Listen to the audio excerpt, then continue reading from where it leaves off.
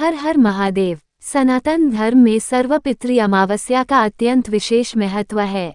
पितृ पक्ष के समापन पर यह अमावस्या आती है और जिन परिवारों में किसी कारणवश पितरों का श्राद्ध, तर्पण या पिंडदान पितृ पक्ष के दौरान नहीं हो पाता, वे इसी दिन श्रद्धा और भक्ति के साथ पितरों का स्मरण कर सकते हैं।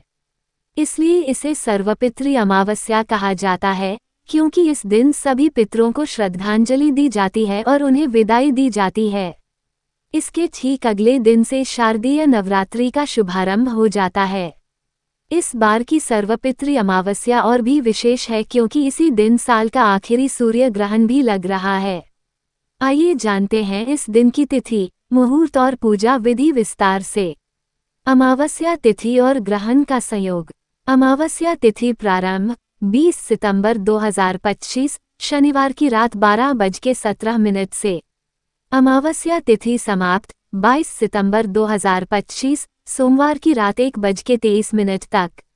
उदया तिथि के अनुसार अमावस्या केवल 21 सितंबर रविवार को मानी जाएगी। इस दिन सूर्योदय सुबह 6:19, सूर्यास्त शाम 6:20। सूर्य ग्रहण का योग। आंशिक सूर्य ग्रहण प्रारंभ 21 सितंबर रविवार रात 10:59 बजे से।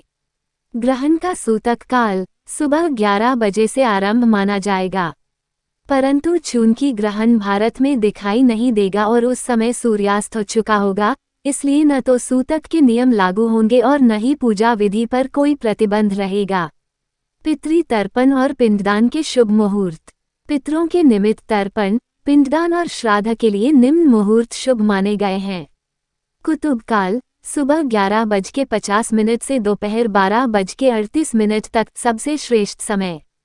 रोहिणी मुहूर्त दोपहर 12:38 से 1:27 तक। अपराह्न काल दोपहर 1:27 से शाम 3:53 तक। अतिरिक्त शुभ समय सुबह 11:01 से दोपहर 12:50 तक भी तर्पण कर सकते हैं।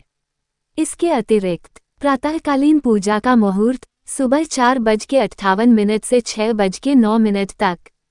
संध्याकाल दीपदान का समय शाम 6:19 से 7:30 तक।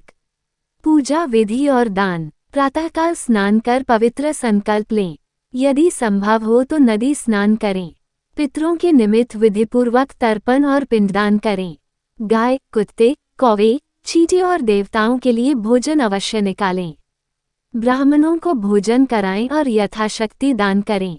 दीपदान और पितरों के नाम से हवन करने का भी विशेष महत्व है। मान्यता है कि इस दिन का दान और श्राद्ध पितरों की आत्मा को तृप्त कर मोक्ष प्रदान करता है। विशेष बातें। इस बार अमावस्या रविवार के दिन पड़ रही है।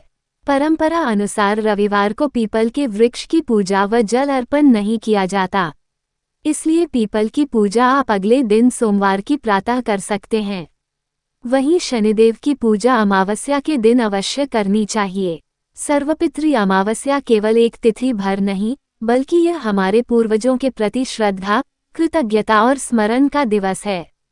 इस दिन श्राद्ध, तर्पण और दान करने से पितरों की आत्मा तृप्त होती है और परिवार पर उनका आशीर्वाद बना रहता है।